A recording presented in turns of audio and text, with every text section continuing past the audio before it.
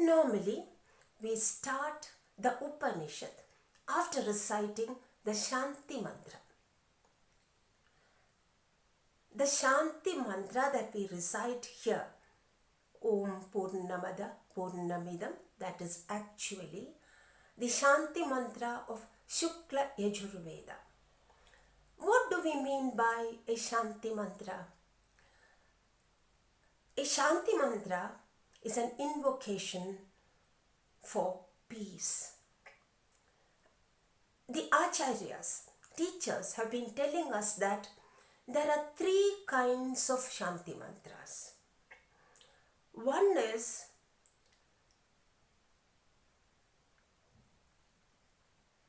that the mantra contains truth in essence.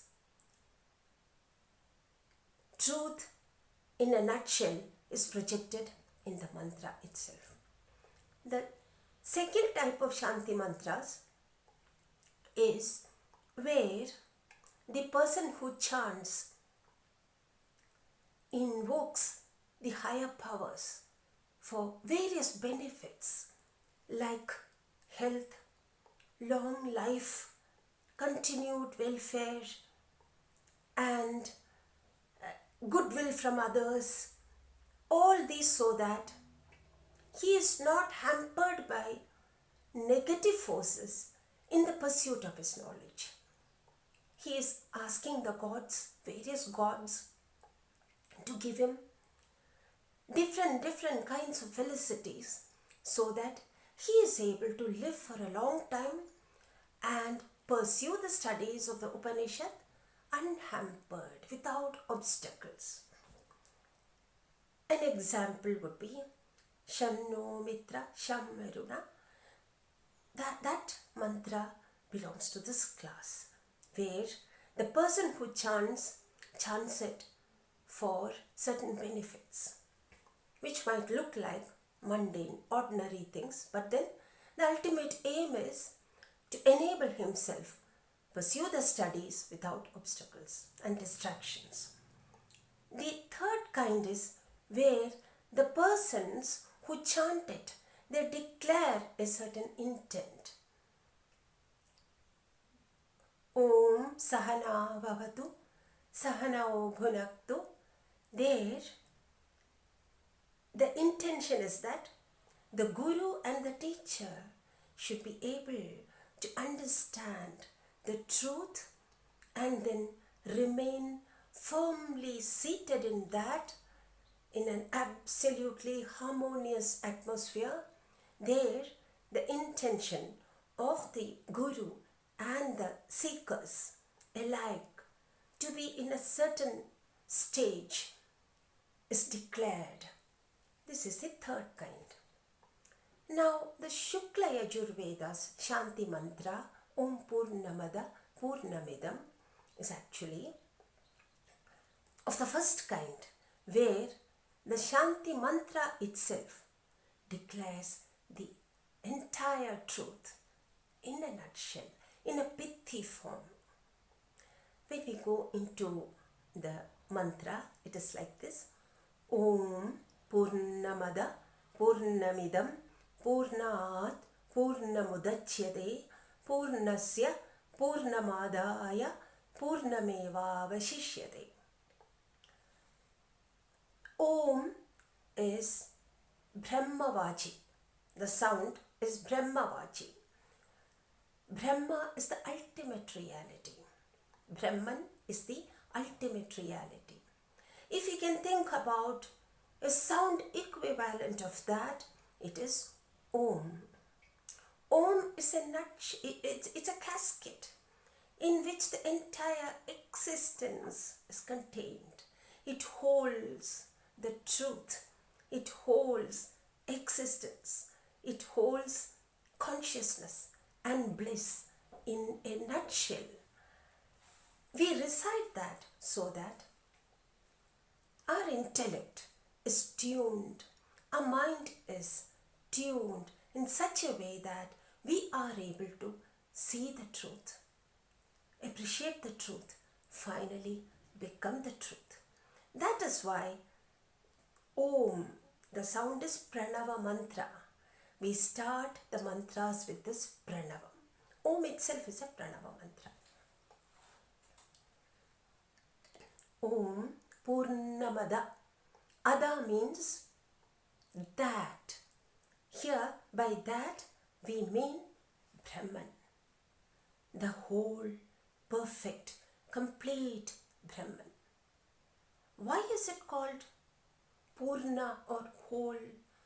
It is not subjected to any kind of limitations. The limitations that we generally can think of are of three types. One is the limitation of space. The other one is the limitation of time. The third is the limitation of matter. By the limitation of space, or to put it plainly, place, it means that if person A is here at this point of time, if he is here, he is not there. The teacher asked the child, "Where were you yesterday?" The child says, "I had gone on a small interesting errand." The father, knowing about it, asked the child, "Where had you gone?" He says, "I had gone to the school. I was in the class." No. If you had gone for this errand, you could not have been in the class. You can be there only in one place.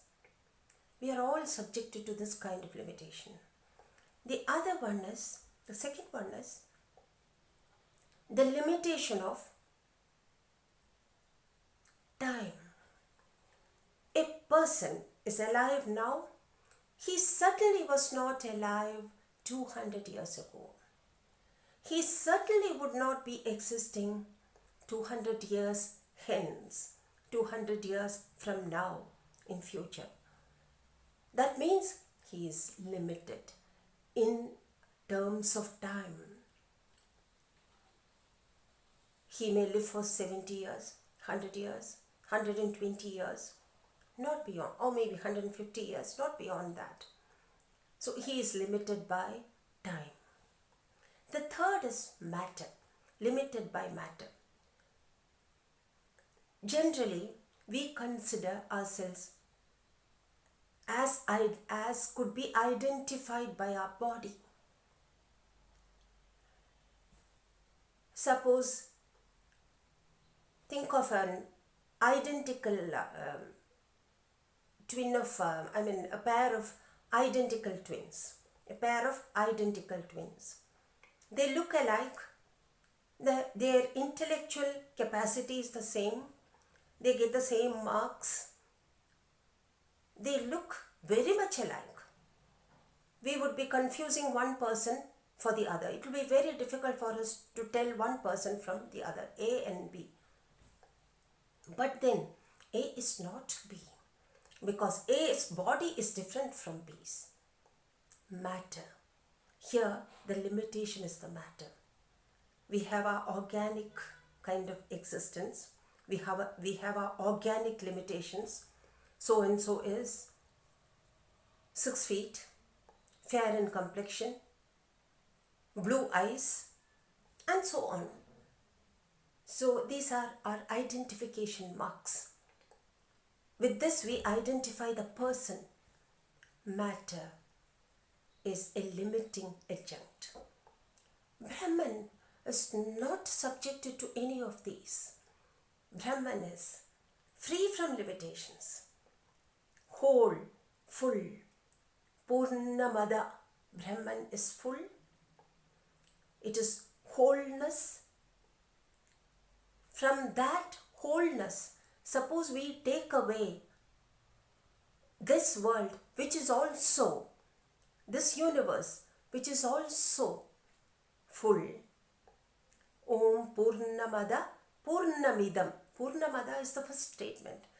That Brahman, whole, it is whole, perfect, complete. Purnamidam. This universe, this phenomenal existence called universe, with which we daily interact with our organs, senses of knowledge, with our senses of action, jnanendriyas and karmendriyas, which we perceive through our intelligence. All this entire phenomenal world is also full. Why is this full? This is full because if we take away the forms and names of all that we see around us, it is nothing but existence, consciousness and bliss. Not in any way different from that Brahman from which this originated. The entire universe has come from Brahman. It has not come from anywhere else. It has come from Brahman. Like an urnanapi, a spider. A spider brings out the material with which it weaves the web. It doesn't have to go to any place and fetch anything to build this web, to create this web. From the Brahman, this universe has arisen. And generally we find everything in this universe is fleeting. What is exactly fleeting? What is that which is seen as fleeting? That is names and forms. If the names and forms are removed, what is left behind is nothing but existence, consciousness and bliss. This is also full. And when we speak in terms of creation, when this universe has been taken away from Brahman, that fullness from which this has been taken away remains full. We may recall what we had learned in the mathematics class, in the primary classes. 0. From 0, how many zeros can we take away? Any number of zeros. If it is a digit like 3, from that we cannot take away 4. 4 cannot be subtracted from 3 as it is explained to a primary school student. But any number of zeros can be taken away from 0. What is taken is 0, what is left is also 0. By taking away 100 zeros from 1 0, that 1 0 from which these have been taken away remains the same. Om Purnamada Purnamidam Purnat Purnamudachyade. From wholeness, only wholeness comes. From the wholeness called Brahman, only the wholeness of the universe arises. Purnameva avashishyade. Om Purnamada Purnamidam Purnat Purnamudachyade Purnasya Purnamadaya. From that wholeness, when we take away the wholeness called this universe or any number of universes, then what is left behind is also wholeness, completeness, perfection. It is with this Shanti Mantra that we start reciting the Upanishad mantras. Hari Om, Pranamam to all blessed souls. Hari Om.